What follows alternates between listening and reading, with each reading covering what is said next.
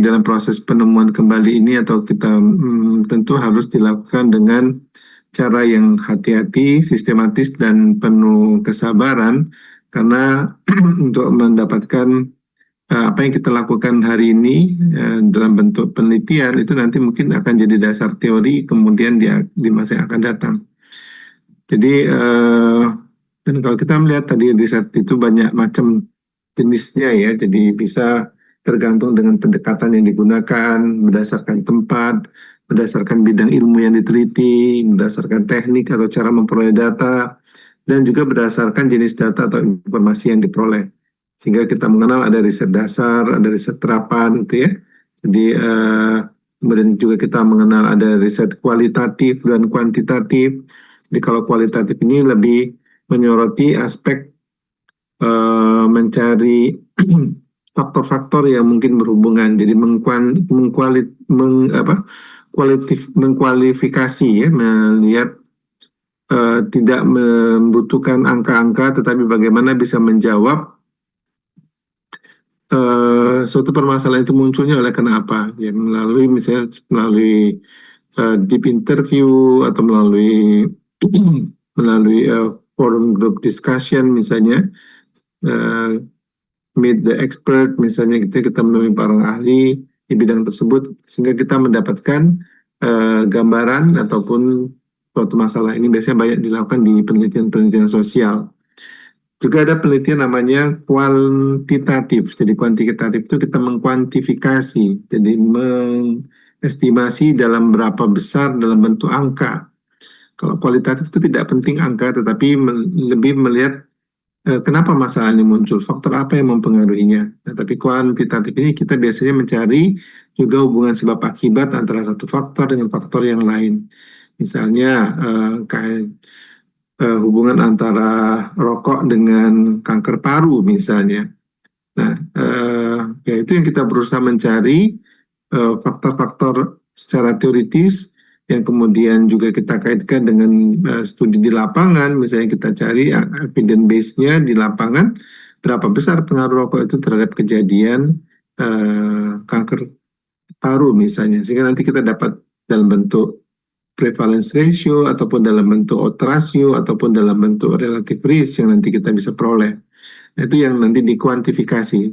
Besarnya hubungan tersebut nanti kita uji secara statistik sehingga nanti kita bisa tahu apakah dia berhubungan bermakna atau tidak, dan berapa besar hubungan tersebut bisa korelasinya ataupun pengaruhnya terhadap faktor terhadap variabel dependent ya. Jadi biasanya kita ada merumuskan nanti ada variabel penyebab atau independen dan variabel akibat atau variabel dependent.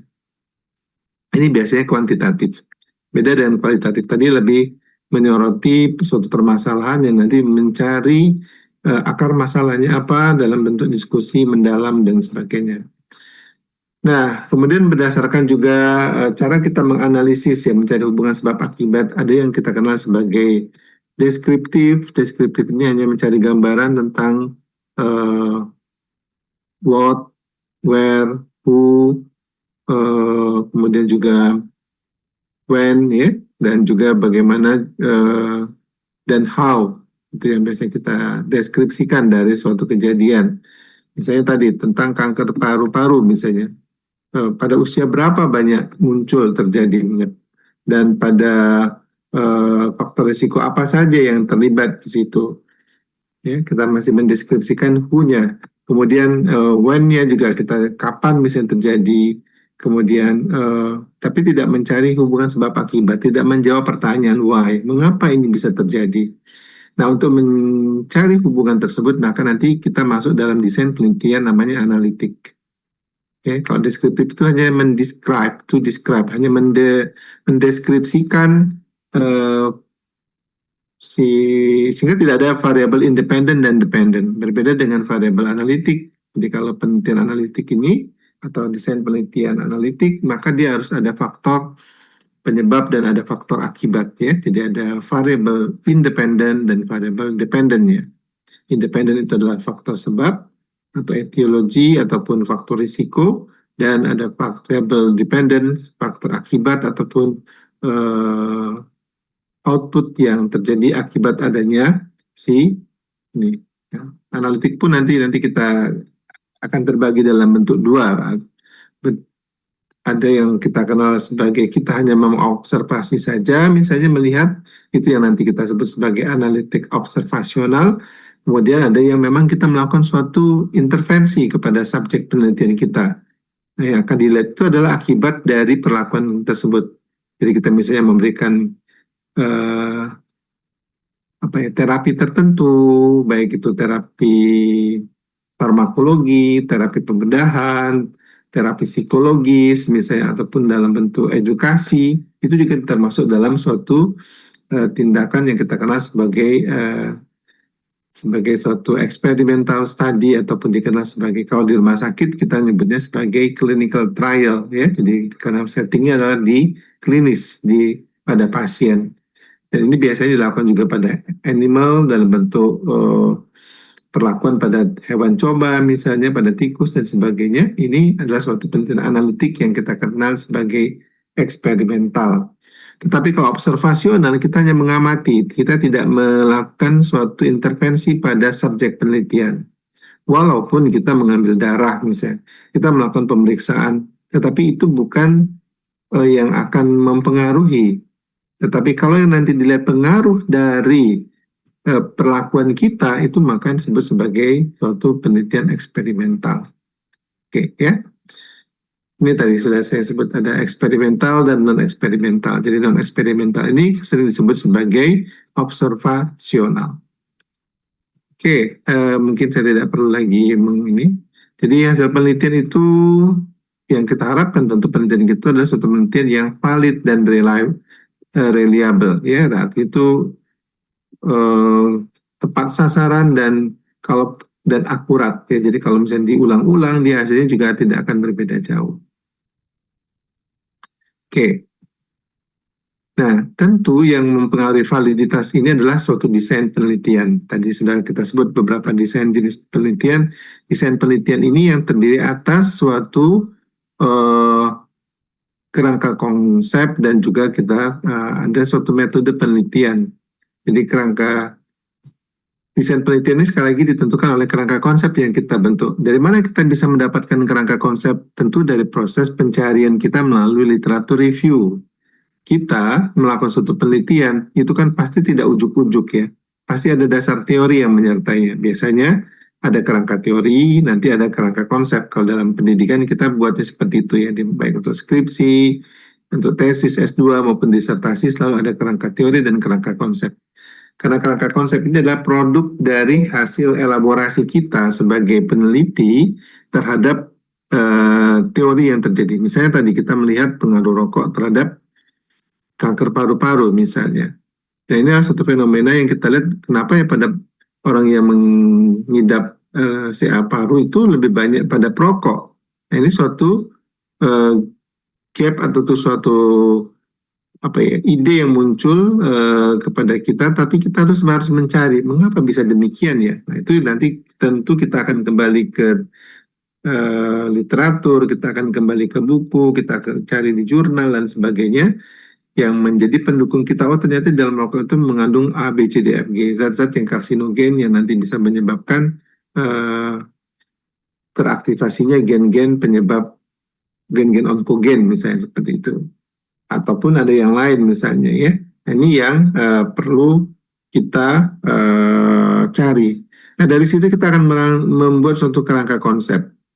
Kerangka konsep ini bisa sangat simple, ataupun kerangka konsep ini bisa juga kerangka konsep itu bisa merupakan suatu kerangka konsep yang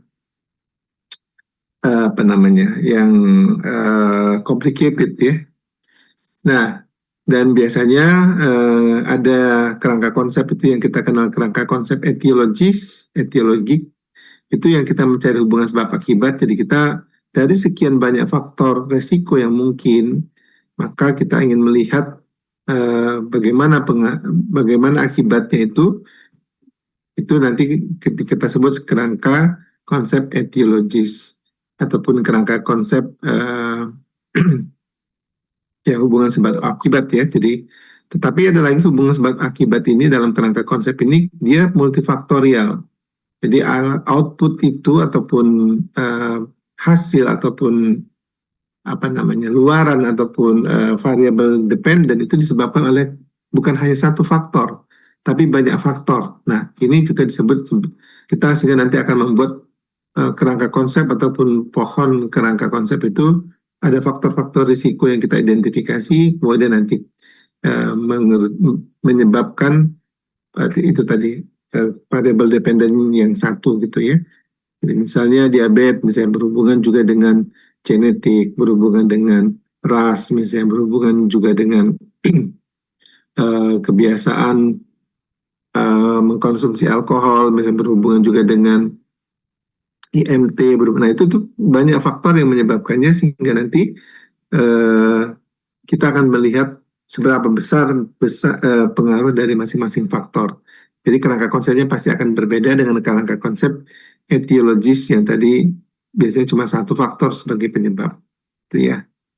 Nah dari situ nanti kita akan menentukan desain penelitian mana yang cocok dan baru kita menentukan metode penelitiannya. Jadi metode ini adalah serangkaian cara untuk yang merupakan bagian dari desain penelitian untuk mendapatkan hasil penelitian kita, ya. Betul. Oke, barangkali saya lewatkan saja ini. Ya, nah disinilah nanti dalam metode penelitian itu kita bagaimana kita mengambil data dan bagaimana kita menganalisis data itu akan kita masukkan. Jadi siapa subjek penelitian kita, apa yang kita gunakan, apakah kita menggunakan alat bantu tertentu, cara kerjanya, rancangan percoba ataupun penelitiannya itu kita sudah rumuskan ya dalam metode. Biasa kalau dalam skripsi itu kita menulisnya di bab 3 gitu ya. Oke, hasilnya nanti kita dapat data ini yang kemudian kita analisis. Kita coba kaji nanti dengan berbagai macam tools. Jadi dengan analisis secara substansi, dengan keilmuan, kita dibantu juga dengan analisis statistik. Nah, yang harus kalian ingat bahwasanya analisis statistik ini tadi tergantung dari jenis data juga, tergantung dari apa besarnya sampel, tergantung dari banyaknya pengulangan yang dilakukan itu akan banyak sekali analisis data ataupun analisis statistik untuk menjawab hipotesis yang kita buat. Ya, tentu pada penelitian yang analitik tadi kita membuat suatu hipotesis. Jadi hipotesis ini adalah jawaban sementara terhadap pertanyaan penelitian. Nah, nanti dirumuskan dalam bentuk analisis statistiknya misalnya sebagai H0 ataupun H1 atau H alternatif ya. Kalian sudah belajar di uh, di blok IKM barangkali di Biostat ya, di epidemiologi barangkali sudah belajar tentang itu. Nah, oke. Ya tadi ini eksperimental, ini non eksperimental tadi sudah saya jelaskan juga ya. Oke, nanti ada di antara itu ada tingkatan eksperimental, ada true eksperimental, ada quasi eksperimental, ada non eksperimental. Oke, kita tidak lihat. Nah, ini porsi saya. Ini adalah penelitian observasional. Jadi, observasional ini adalah dilihat dari bagaimana cara kita mengamati.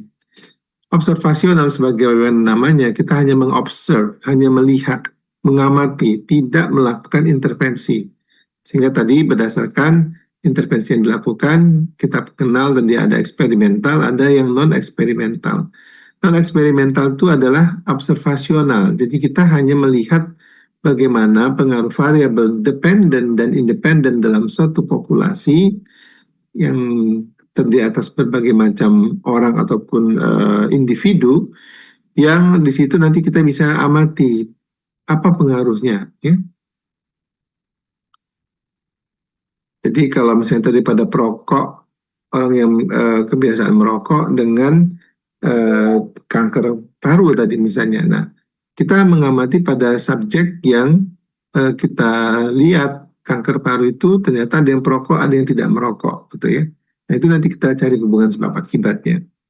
Tetapi kalau eksperimental, itu adalah orang yang tadinya tidak ada faktor resiko, jadi yang akan dilihat itu adalah pengaruh rokoknya nih.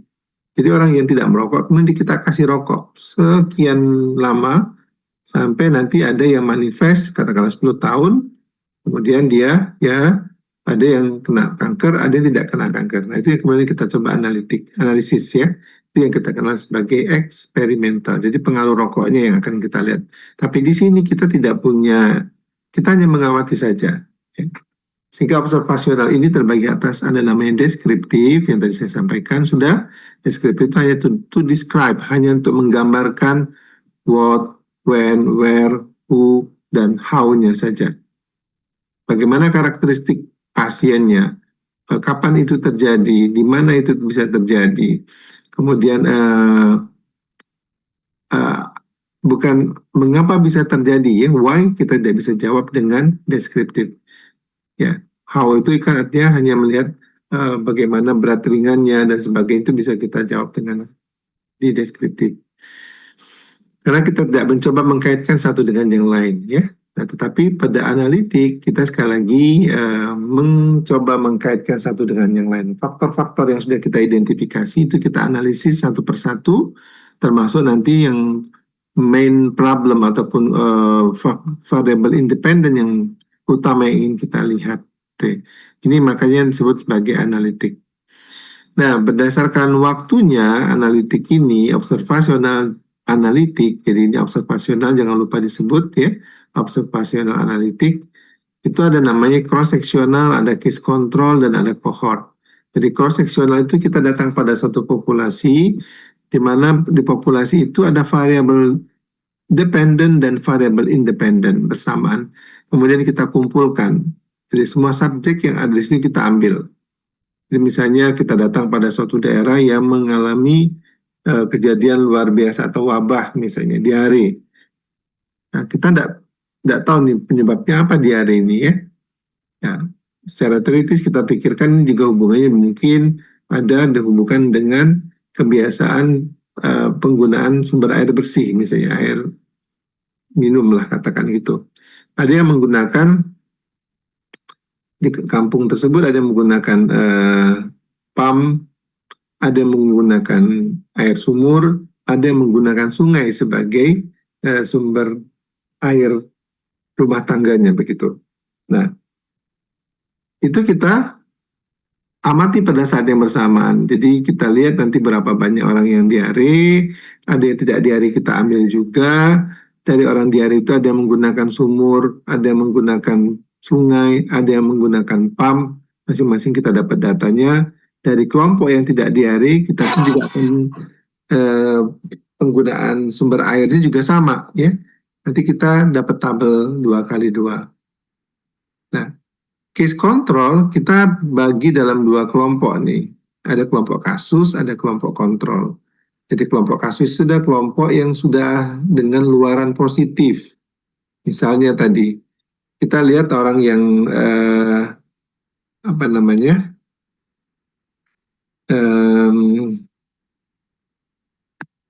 kanker ini tadi ya paru tadi misalnya. Kita mengamati bahwasanya pada orang yang di suatu populasi misalnya ada yang terkena kanker paru, dia tidak ada yang tidak terkena kanker paru. Kita mencurigai ini adalah penyebabnya adalah rokok misalnya. Maka pada kelompok kasus yang kita sudah merumuskan kelompok kasusnya adalah kanker paru, kelompok kontrolnya adalah yang sehat. Kebiasaan merokok kita lihat, jadi pada kanker paru itu berapa yang proporsi orang yang merokok. Kita akan dapat datanya, tapi juga ada yang tidak merokok di situ. Tapi dia kena kanker paru juga. Pada orang yang sehat, dia juga ada yang merokok, ada yang tidak merokok. Nah, itu datanya kita akan dapatkan. Itu kita kenal penelitian yang disebut sebagai case control. Karena kita sudah datang pada keadaan ada kasusnya di situ. Sehingga kita mencari kontrolnya nih, yang tidak sakit nih siapa. Kontrol sehatnya. Kemudian kita setback ke belakang, kita lihat bagaimana pengaruh dari variabel independen yang terpapar setelah bertahun-tahun, ya, misalnya rokok tadi. Sedangkan kohort ini kita maju, biasanya prospektif. Jadi kita memulai dari variabel independen. Jadi tadi misalnya, tentu ini tidak akan lolos etik ya. Orang yang sehat, kemudian kita bagi dua kelompok. ini kelompok A, kita kasih rokok satu pak ya namanya ya, satu pak, kemudian per hari harus habis. Satu kelompok lagi yang tidak dikasih rokok misalnya. Kemudian kita ikuti 10 tahun yang akan datang. Nah, kita lihat nanti di 10 tahun yang akan datang dari kelompok yang diberikan rokok tadi akan ada manifest misalnya kena CA paru, tapi juga ada yang sehat.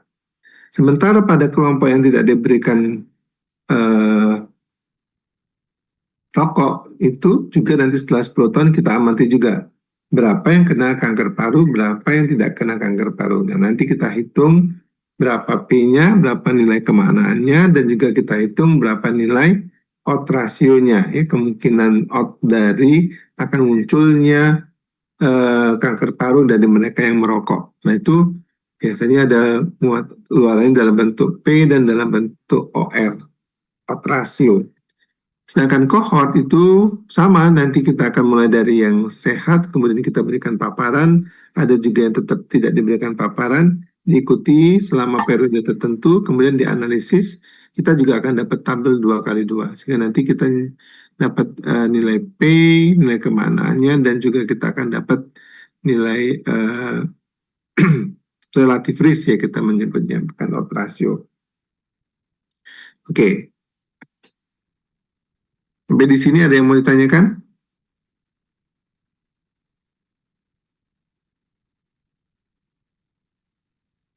Baik, lanjut dulu ya. Jadi penelitian deskriptif ini adalah suatu penelitian yang menjelaskan data dan karakteristik populasi atau fenomena yang dipelajari. Jadi kita menjelaskan karakterisasi dari karakteristik dari populasi yang kita teliti ya. Yang tadi saya katakan, misalnya pada pasien Parkinson itu faktor-faktor apa misalnya yang bisa terjadi, misalnya ada faktor usia, ada faktor misalnya komorbid, hipertensi, diabetes dan sebagainya. Kemudian ada faktor-faktor yang lain yang sudah kita identifikasi. Nah, itu hanyalah kita tidak mencari hubungan sebab akibatnya. Jadi deskriptif itu bentuknya pertama adalah observasional, bertujuan untuk mendeskripsikan fenomena tanpa mencoba menganalisis why this phenomena is occurred. Jadi dia terjadi itu kenapa, itu tidak dianalisis. Jadi hanya menjawab pertanyaan who, what, when, where, dan how. Dan data-data biasanya disajikan dalam bentuk tabulasi, dalam bentuk persentase, seperti itu. Dan tidak menjelaskan hubungan sebab akibat atau why-nya, ya. Jadi kalau kita sampai deskriptif pada why, itu bukan deskriptif lagi, itu sudah namanya analitik, ya. Tapi penelitian analitik itu biasanya diawali oleh oleh data deskriptif. Kenapa? Kita biasanya akan mengelompokkan orang-orang dengan kelompok tertentu pada populasi yang tidak ada faktor maaf ya, kita mencari variabel sebab akibatnya tadi itu tidak ada gitu ya. Jadi pada deskriptif tidak dapat menjelaskan hubungan sebab akibatnya, tidak menerangkan hubungan sebab akibat satu variabel mempengaruhi variabel yang lainnya. Nah, ini biasanya kita mencari masalah yang akan diteliti, kemudian kita rumuskan dan membatasi masalah, dan biasanya untuk itu kita perlu studi pendahuluan.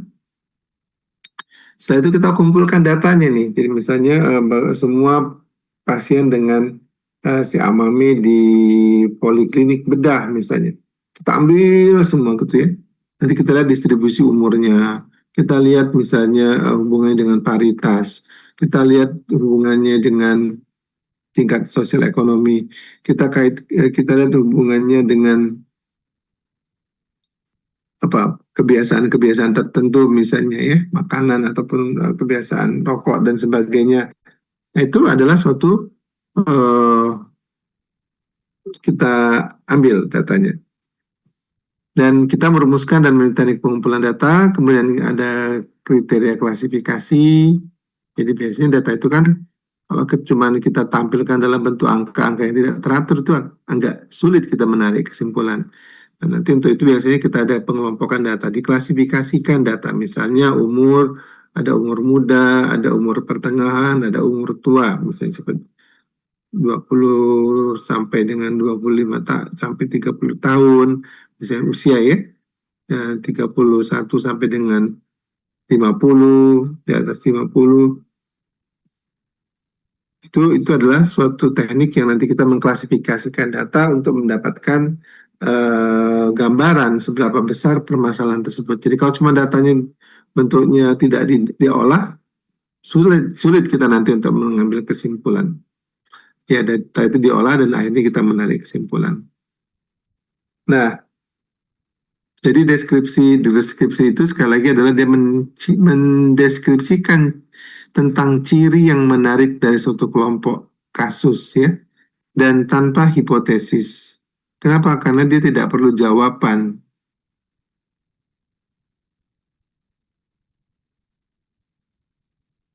Jadi hanya mendescribe saja, tidak perlu kontrol dan tidak memberikan konklusi. Gunanya adalah untuk sebagai prekursor untuk studi berikutnya. Jadi biasanya nanti dari ini kita akan dapat data, oh ternyata masalahnya ini sepertinya pada Parkinson ini faktor-faktor yang berhubungan itu misalnya apa? Penyakit komorbid tertentu misalnya. Kemudian adanya usia misalnya. Nah ini yang nanti sebagai informasi yang nanti akan kita kaji lagi, kembali ke textbook, kembali ke buku, kembali ke perpustakaan ya. Kemudian nanti kita lihat bagaimana kaitannya sehingga nanti kita bisa melihat ini, kaitannya tadi. Ya, misalnya pada pemberian vasodilator ya, memberi kesan dapat menyelamatkan pasien yang biasa meninggal akibat luka bakar berat. Nah, itu kita deskripsikan subjeknya tadi. Oke. Nah, biasanya deskriptif ini digunakan untuk menilai suatu program ya. Jadi atau untuk peningkatan atau perbaikan suatu program ataupun dalam bentuk uji kebijakan publik ya bisa. Nah, ini adalah suatu survei misalnya, itu juga adalah suatu deskriptif sifatnya. Ya, tentunya survei rumah tangga, SKRT ya, survei morbiditas, analisis jabatan, analisis survei pendapat umum. Ini adalah suatu penelitian sifatnya deskriptif. Dia tidak mencoba mengaitkan satu dengan yang lain. Besar masalah nanti bisa kita tahu, misalnya persentasenya yang besar apa gitu ya. Oh, misalnya DM tipe 2 itu lebih banyak dijumpai pada mereka yang berat badannya berlebih misalnya. Oh, sehingga nanti kita dapat gambaran dari setelah kita analisis datanya tentu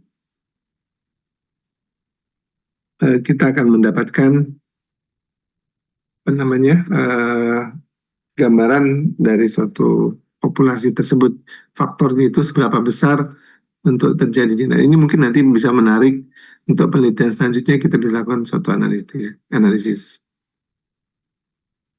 Oke. Ya, data-data yang ditampilkan itu biasanya dalam bentuk ukuran sentral, dalam bentuk mean, median atau mode, atau variabilitas, range, ya, interkuartil, varian, standar deviasi ini adalah. Oke. Baik, ini statistiknya yang biasa digunakan. Biasanya dalam bentuk tabulasi data, kita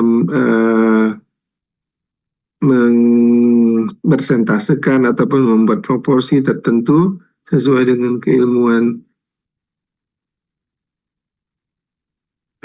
kita, dan kita menginterpretasikan dan mengeneralisasi serta melakukan suatu deduksi sehingga kita bisa menarik kesimpulan.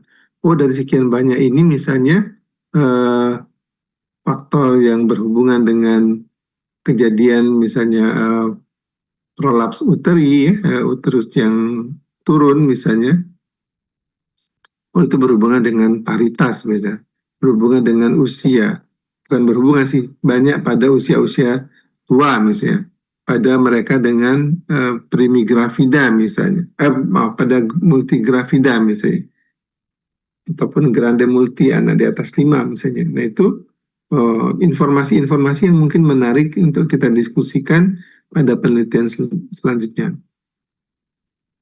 dengan desain yang berbeda, ya. Oke.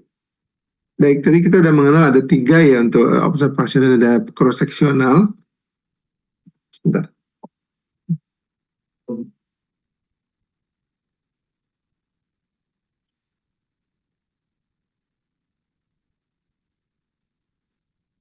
Hmm. Ini penelitian yang disebut sebagai penelitian transversal atau penelitian potong lintang, di mana variabel bebas dan variabel tergantung atau efek itu diobservasi hanya 1 kali pada saat yang sama. Jadi kita ketemu itu cuma sekali, tidak ada pengulangan, ya. Berbeda dengan cohort misalnya. Kita ikuti ke depan. Atau misalnya pada cross seksional, kita setback ke belakang. Maaf, pada kasus kontrol ya, setback ke belakang.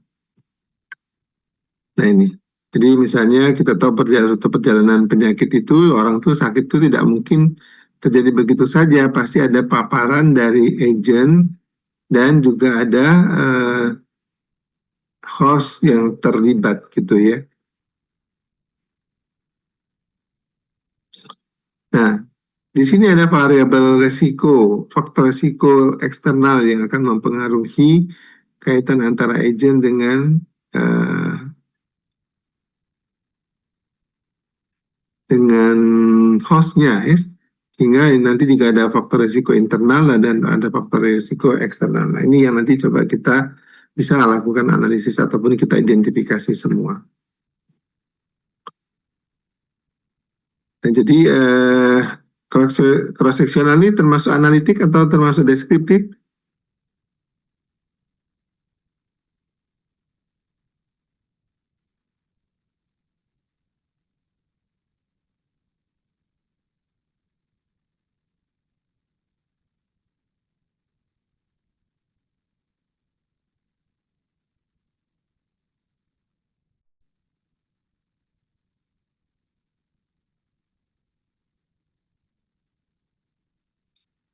Oke.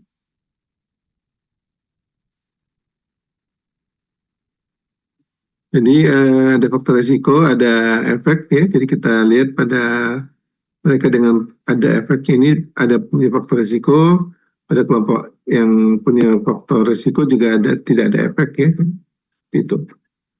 Jadi pada yang tadi misalnya kasus sumur misalnya dan sungai, kita anggap faktor risiko besar itu adalah yang ada yang diare, ada yang tidak diare, yang menggunakan non sungai misalnya, ada menggunakan pump ataupun menggunakan apa namanya tadi sumur, itu juga ada yang diare tidak diare. Nah ini nanti coba kita analisis, kita dalam bentuk kita melakukan langkah-langkah, rumuskan pertanyaan penelitian dan hipotesis ya, hipotesis jangan lupa, karena kita menganalisis di sini, mengidentifikasi variabel penelitian baik independen maupun independen. Kemudian kita menetapkan subjek penelitian, melakukan observasi, pengukuran, kemudian kita analisis ya. Nah, analisisnya nanti dalam bentuk hasilnya adalah bentuk namanya rasio prevalence. Dan rasio prevalence itu adalah prevalensi pada kelompok dengan faktor risiko dibandingkan dengan prevalensi pada kelompok tanpa faktor risiko. Jadi kalau ini adalah variabel, ini nih, lebih kurang ya. Ini faktor risiko iya dan tidak, efek itu ada ya dan tidak. Ini yang A ini adalah yang mereka yang sakit dan juga mempunyai faktor risiko.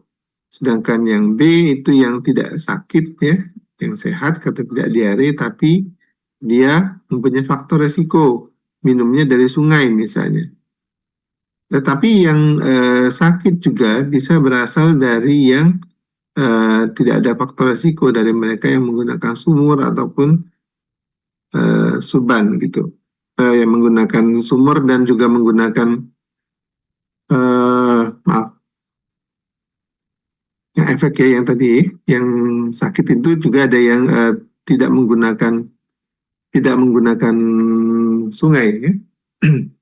Ataupun yang D ini yang dia menggunakan sungai dan dia sehat tapi tetap sehat. Nah, sebagai contoh misalnya kita dapat data-data begini nih ya.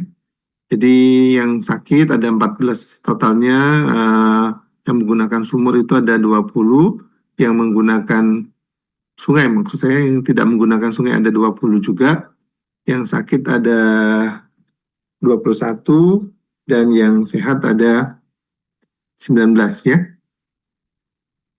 Nah dari sini kita dapat angka misalnya yang sehat yang menggunakan sungai ada, yang sakit yang menggunakan sungai itu ada 14 orang. Yang sehat tapi dan dia menggunakan sumber air bersihnya sungai ada 6 orang, yang sakit tapi tidak menggunakan sungai ada 7 orang, dan yang sehat dan tidak menggunakan sungai ada 13. Nah dari sini nanti kita bisa dapat hitungannya. Aduh, kok tidak muncul ya?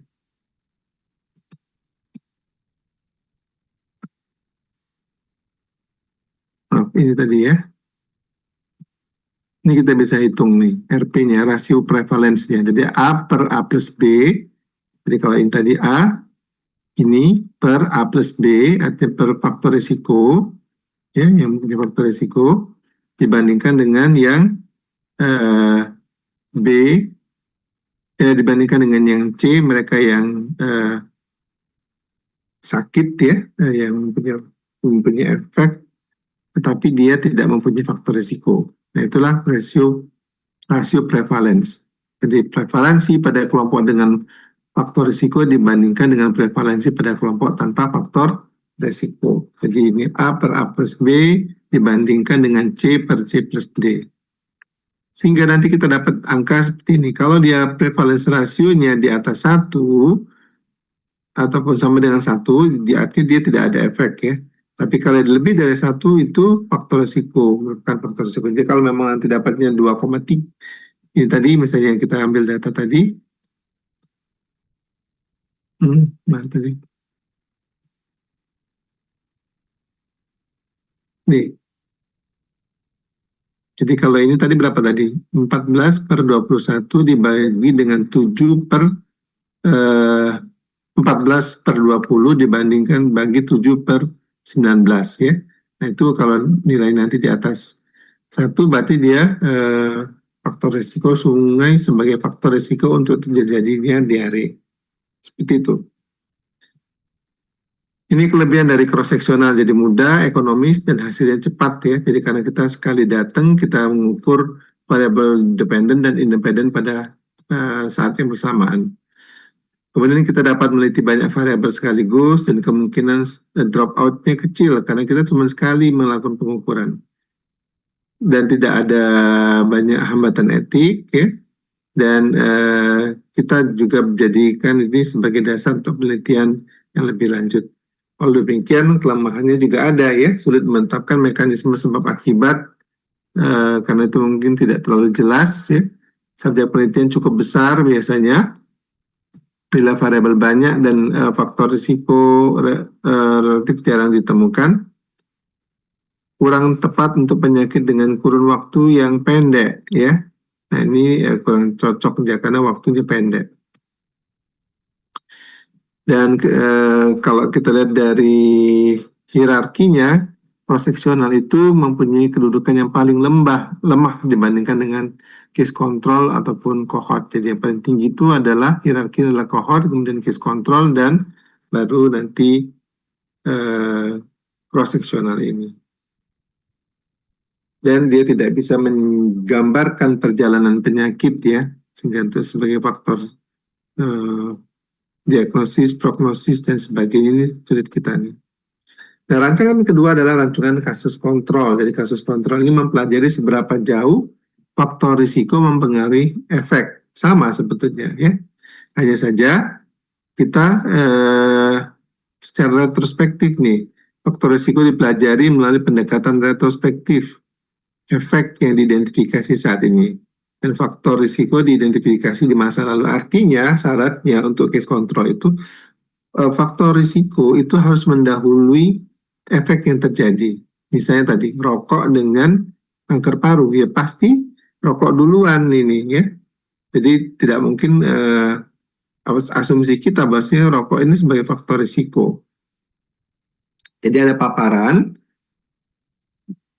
termasuk juga misalnya penelitian genetik ya.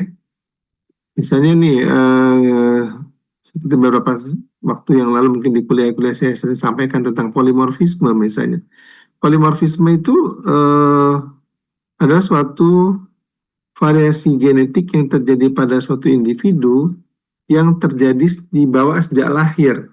Ya, bukan pada saat sekarang terjadinya. Sudah dari lahir dia sudah mewarisi itu dari orang tuanya, dari keturunannya. Ya.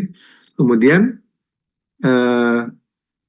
baru nanti setelah misalnya 10 tahun, 20 tahun, atau 50 tahun berikutnya, dia misalnya terkena kanker, nggak apa-apa nih kita bicara yang agak serem-serem ya, kanker payudara misalnya. Nah itu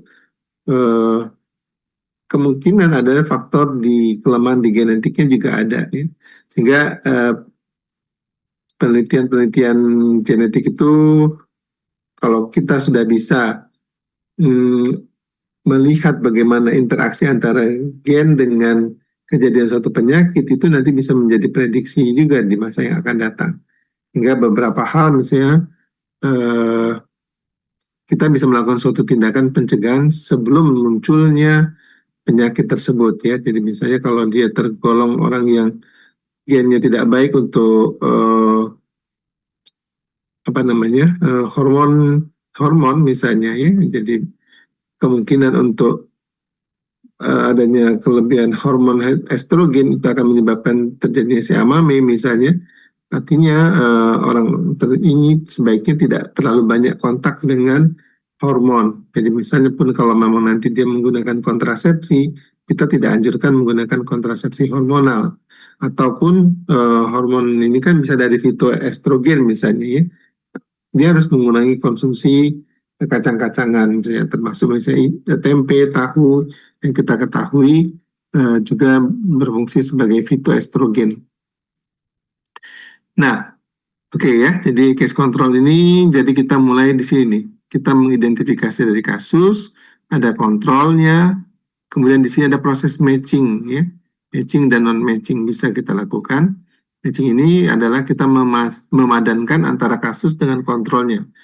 Karena memang kita tahu banyak faktor yang bisa mempengaruhi, ya biasnya tinggi. Ya, kalau misalnya usianya berbeda, tentu itu akan mempengaruhi. Kalau satu kelompok kasusnya itu banyak orang tua yang kontrolnya muda, ya itu agak sulit kita menerimanya ya sebagai hasil yang baik. Maka harus ada upaya mematchingkan. Jadi matching itu matching umur, matching tingkat pendidikan dan sebagainya. Tetapi juga nanti yang terjadi kalau kita pengen yang paling baik adalah semuanya harus matching misalnya. Tapi yang akan terjadi kita dapat kasus akan sulit kita menemukan kontrolnya. Ya. Jadi syarat matching itu mungkin tidak perlu harus terlalu detail banget juga ya. Nah di sini nanti kita retrospektif mencari kaitan dan faktor risikonya di sini. Ini kasus kontrol. Tahapannya adalah menetapkan pertanyaan penelitian dan hipotesis yang sesuai, menetapkan variabel penelitian, menetapkan subjek penelitian, melakukan pengumpulan data, kemudian kita menganalisis data sehingga kita dapatkan hasil ya. Nah, menentukan kasus itu dari kasus baru mungkin ataupun itu yang kita kenal sebagai incidence dan ataupun prevalence, bisa kasus baru dan kasus lama. Kemudian tempat pengumpulan kasus, waktu diagnosis, kemudian cara menentukan kelompok kontrol pun juga nanti harus ada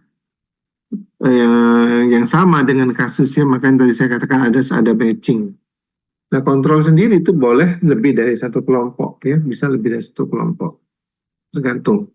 Misalnya melihat mereka yang terkena TB, lihat dari mereka yang terpapar mereka yang kelompok medis, nah kontrolnya juga bisa dari yang sehat misalnya seperti itu. Kelompok medis yang tidak sakit itu juga faktor bisa kita jadikan kelompok kontrolnya gitu ya. Nah, interpretasinya kalau menggunakan tadi cross sectional kita mendapatkan prevalence ratio, kalau di sini kita menyebutnya sebagai odds ratio. Jadi insiden pada kelompok dengan faktor risiko dibandingkan dengan insiden pada kelompok tanpa faktor risiko. Itulah yang kita bandingkan, itu kita kenal sebagai odds ratio. Jadi A per B, AB, ini pada kelompok faktor risiko ya. Rumusnya sama sebenarnya, A per AB plus dibagi C per CD, kelompok tanpa faktor risiko. Jadi kalau misalnya faktor risiko, ini A plus B, yang tanpa faktor risiko adalah C plus D. Jadi A per AB dibagi C per CD. Sehingga nanti rumusnya itu, untuk gampangnya nanti kalau kita dapat itu adalah nanti AD per BC gitu ya. AD per BC. Nanti kita, kalau kita bagi, sederhanakan jadi A kali kelompok ini A dikali kelompok D dibagi B per C. Itulah odds ratio. Sebentar.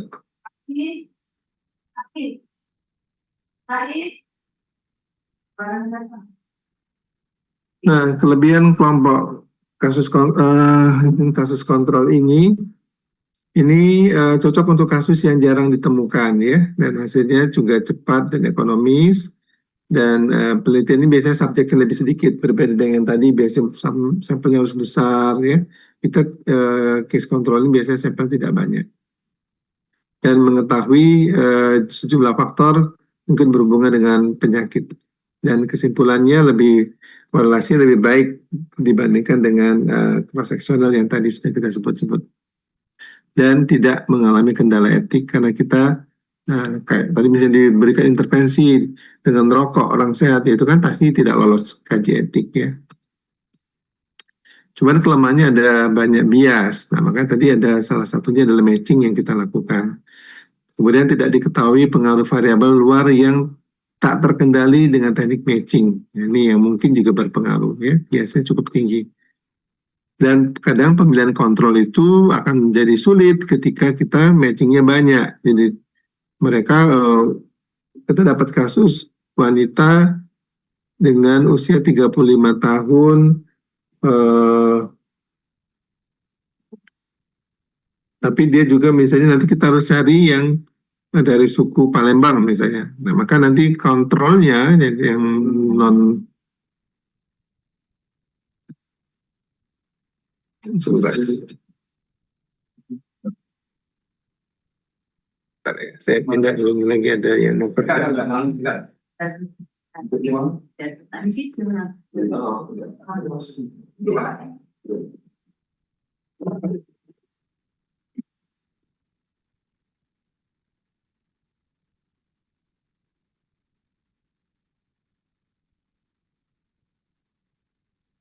Di sini ya. Oke, jadi pemindahan kontrolnya itu yang sulit kalau matchingnya banyak ya. Ini yang menjadi peneliti sendiri. Dan kelompok kasus dan kontrol itu tidak random. Nah, ini apakah faktornya bisa seimbang nanti, faktor seimbang ini jadi. Oke.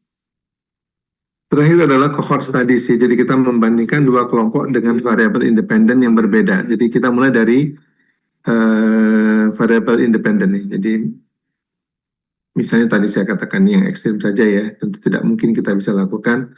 Orang yang sehat kita buat dia terpapar dengan rokok, semua dikasih, ada yang kasih rokok, ada yang tidak dikasih rokok. 20 tahun berikutnya nanti dicek lagi paru-parunya, berapa yang dari yang merokok ini terkena kanker, ada berapa yang tidak terkena kanker paru misalnya. Dari orang yang tidak merokok juga ada yang sakit yang kena kanker paru, dan juga yang tidak kena kanker paru. Nah, itu kita akan dapat datanya seperti yang tadi.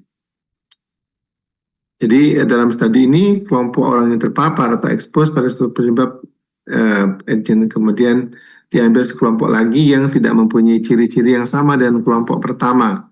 Ya, misalnya nih kita pengen tahu nih bagaimana pengaruh apa ya, kalau di Jakarta itu kan, kalau di Palembang mungkin jarang orang yang tinggal di bawah apa namanya Sutet ya, tegangan tinggi itu ya. Nah, tapi kalau Jakarta ataupun daerah-daerah ya yang padat penduduk ya, orang sudah nggak mikir lagi itu. Jadi Sutet di bawahnya itu dia ada perumahan juga di situ ya. Nah, itu mungkin bisa berhubungan dengan penyakit-penyakit tertentu. Nah, itu pengen dilihat. Jadi kita membandingkan orang yang tinggal di wilayah Sutet dengan yang tidak Sutet. Setelah 20 tahun di situ misalnya, kita lihat penyakit-penyakit apa yang muncul di situ. Misalnya kanker juga ya, misalnya kanker kulit ataupun kanker apalah, kanker otak misalnya. Nah, itu dilihat. Ini namanya cohort studies ya. Oke. Baik, nah ini juga sama, nanti kita dapat tabelnya seperti ini tadi, juga sama, ada tabel 2 kali 2 seperti ini.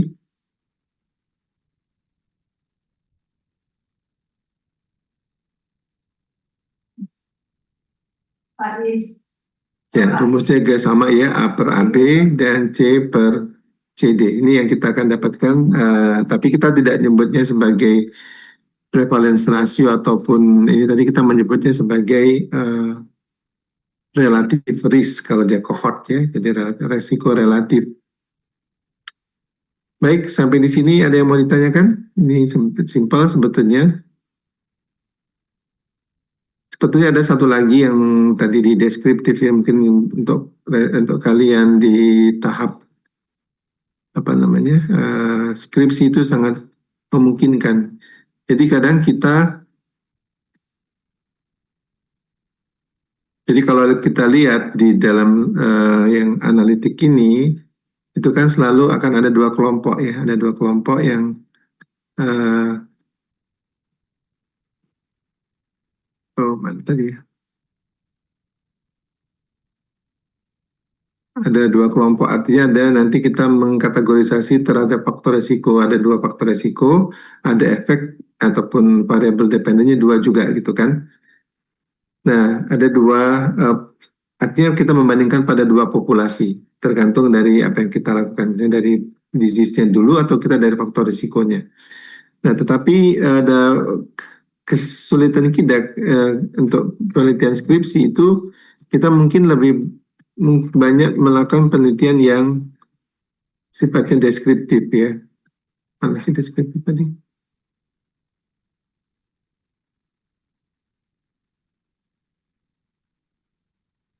Nah, deskriptif.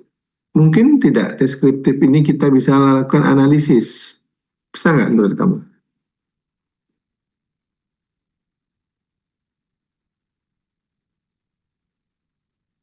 Ada yang bisa bantu jawab?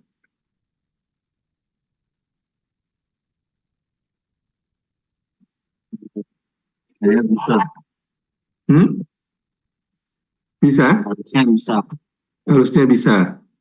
Bisa lebih spesifik lagi? Kira-kira gimana caranya?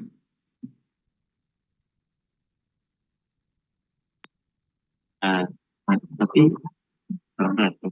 kalau menurut hakim, jadi dia kan deskriptif kita udah dapat apa apa aja isinya, terus habis itu bisa kita banding antara satu sama lain. Ya, jadi kan tadi saya katakan kita ketika kita, aduh, bebas baterai nih, nggak cepat ya. Ini kan kita nanti analisisnya memungkinkan juga sepertinya itu, tapi analisis kita tidak bisa pakai cross sectional atau apa. Kita menggunakan korelasi, ya, korelasi. Jadi datanya itu kita tabulasi dan kita kelompokkan dalam kelompok yang nanti kita ambil nilai cut off point-nya. Misalnya usia tua, usia muda, kemudian kita lihat tingkat penyakitnya, misalnya berat ringannya itu kita kelompokkan. Nah, dengan demikian kita bisa dapat seolah-olah ada dapat gambaran tingkat berat ringannya apa namanya, misalnya asma bronkial dikaitkan dengan umur, dikaitkan dengan jenis kelamin misalnya, dan itu kita bisa dapatkan kita analisis. Tapi analisisnya sekali lagi kita tidak nilai P kita akan dapatkan, tapi yang nanti muncul bukan odds ratio, bukan PR, bukan RR, tapi munculnya ada nilai R, R kecil ya. Itu nilai korelasi, kekuatan korelasi. Dan ini kita menggunakan uji korelasi nantinya. Kalau yang tadi kita menggunakan chi-square segala macam, ini korelasi itu ada ujiannya sendiri ya, yang menggunakan Pearson tergantung dengan datanya. Kalau dia data numerik, kita menggunakan Pearson. Kalau dia tidak berdistribusi normal pakai Spearman, ataupun menggunakan Somers, ataupun menggunakan yang lain-lain, Gamma, dan sebagainya. Itu juga memungkinkan.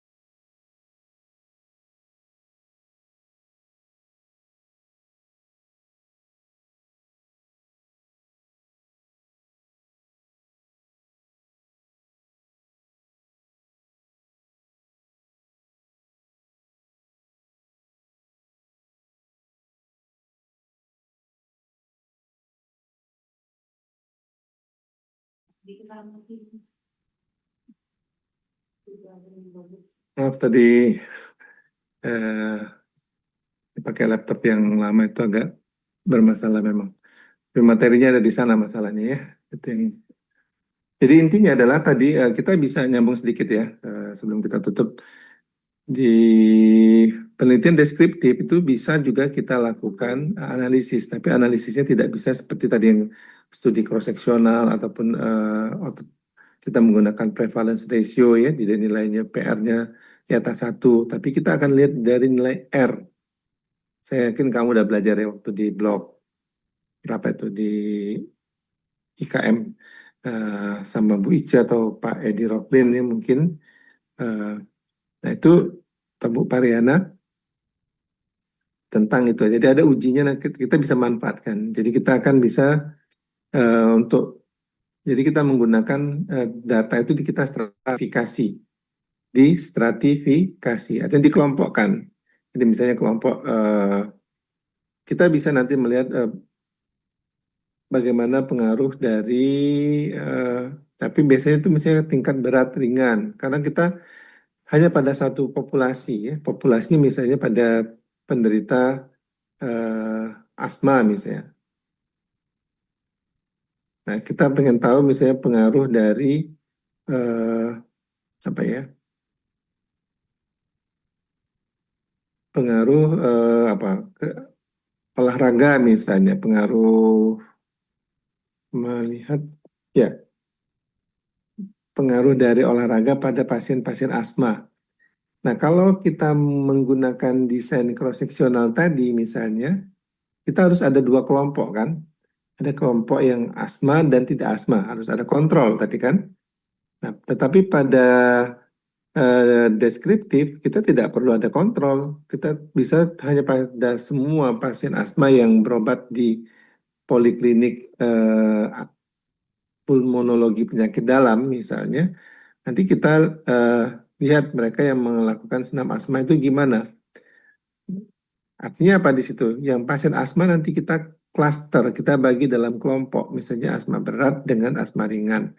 Nah, kemudian mereka yang mengikuti senam, misalnya secara teratur dengan tidak teratur. Nah, itu nanti kita dapat tabelnya 2 kali 2 juga. Teratur pada kelompok asma berat, teratur exercise yang teratur pada kelompok asma ringan, kemudian pada kelompok yang apa namanya exercise-nya ringan ada yang pada asma berat dan pada asma ringan. Jadi tabelnya tadi sama 2 kali 2 ya. Nanti kita bisa analisis. Nah analisisnya tidak boleh pakai cross seksional tadi misalnya menggunakan tergantung data kan. Jadi kalau data numerik itu kan kita umumnya pakai maaf kalau datanya kategorik seperti itu umumnya kita menggunakan chi-square ya karena dia tabel 2 kali 2. Tapi kita harus gunakan rumus korelasi ya korelasi. Nah hanya saja kadang-kadang kita untuk mengkelompokkan itu dalam 2 kelompok. Tadi kan misalnya terkelompok dalam berdasarkan min, berdasarkan eh, mediannya misalnya. Tetapi kadang-kala kita harus melakukan perhitungan apa yang kita kenal sebagai ROC. Pernah dengar itu? Nah, kalau lupa nanti kembali lagi di blognya ya, nanti ini bisa dimanfaatkan. Jadi itu yang biasanya kita lakukan untuk studi-studi mengupgrade ya penelitian kalau di S2 ataupun di residen, misalnya residen yang paling banyak memanfaatkan, kita gunakan analisis korelasi, korelatif ya. Jadi itu, jadi sebetulnya ini adalah data yang sifatnya penelitian desainnya termasuk dalam deskriptif. Baik, baik nanti mungkin kalau sudah lebih banyak belajar akan lebih paham ya. Nanti silakan saja kalau ada yang mau ditanyakan, saya siap nanti kalau memang ada yang mau berkonsultasi masalah ini. Boleh by WA mungkin kalau untuk slow respon, tapi kalau mau cepat bisa by phone dia langsung telepon kalau memang mau konsultasi masalah desain penelitian yang terkait dengan apa yang saya sampaikan. Ada pertanyaan sampai di sini? Izin bertanya, Pak. Oh, oke. Mungkin agak dari yang tadi dijelaskan Prof tadi ada agak menyinggung uji validitas dan reliabilitas ya dok. Itu kan biasanya tentang instrumen ataupun alat yang kita pakai buat meneliti skripsi kita. Tapi itu bisa nggak sih dok dijadiin fokus utama kita, contohnya di judul ataupun jadi fokus utama, atau itu biar uji validitas atau reliabilitasnya itu tetap dijadiin di metode aja di bab 3 bukan fokus utama. Terima kasih dok. Ya judulnya ya. Untuk sebagai Judulnya. skripsi dok. Maksudnya itu sebagai judul atau gimana? Ya, Prof, sebagai judul, sebagai fokus utamanya. Misalnya suatu kuesioner atau suatu hal yang baru, jadi kita uji apakah itu reliabilitas sama validitasnya, bukan sebagai. Ya, biasanya memang validitas dan reliabilitas itu kan dilihat untuk melihat apakah suatu hasil itu betul-betul sama ya. Itu dia tuh, maka nanti kan kalau kita dapat data itu, biasanya kadang-kadang ada data yang distribusinya, kita kan selalu mainnya di distribusi yang normal ya. Jadi kalau data yang tidak berdistribusi normal, kita biasanya usahakan jadi kembali normal dengan melakukan berbagai macam cara. Misalnya nanti kita buat di dalam bentuk log dan sebagainya. Nah, untuk yang tadi itu biasanya itu uji validitas dan reliabilitas itu banyak sekali misalnya pada kuesioner ya. Kuesioner itu kan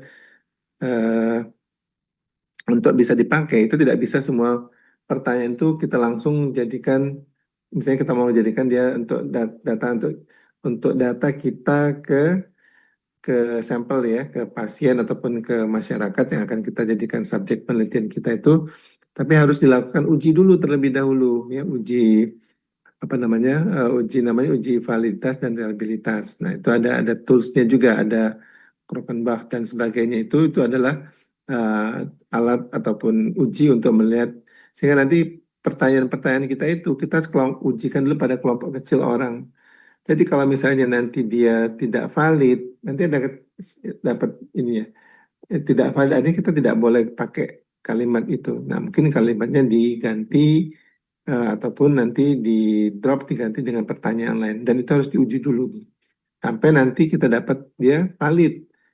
Kalau semua sudah valid, sudah reliable, baru nanti kita bisa gunakan si questionnaire kita itu untuk apa namanya kita gunakan.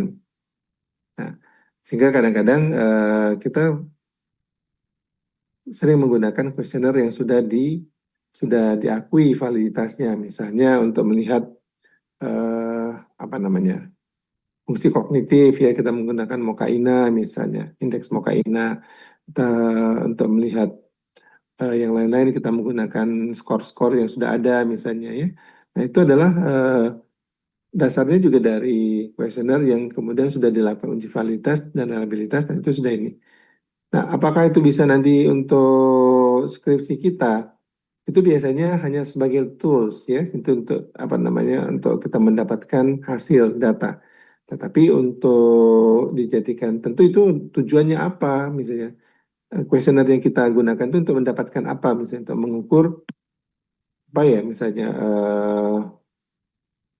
ya, misalnya untuk katakanlah kita membuat baru ya tapi tentu harus ada dasar teorinya juga ya, itu yang nanti itu kalau menurut saya itu hanya sebagian dari tujuan penelitian kita ya nanti ya jadi bukan untuk ini kita untuk judul itu kayaknya masih kurang gitu ya. Nanti harus dicari goalnya apa sih dengan kuesioner yang kita susun itu tuh kita mau ngapain misalnya. Nah itu nanti setelah kuesioner kita buat kita uji dulu, setelah valid kita dapatkan baru kita ujikan pada sampel yang dalam jumlah besar, baru nanti kita akan dapatkan uh, sesuai dengan tujuan penelitian kita. Tadi misalnya untuk mengukur uh, tingkat apa ya tingkat stres pada mahasiswa misalnya ya oh kamu buat pertanyaan-pertanyaan nanti kamu bisa dari situ ada skornya ya.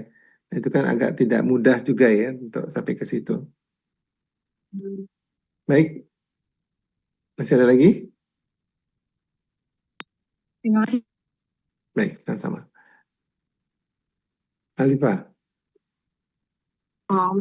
Baik dokter, saya ingin bertanya.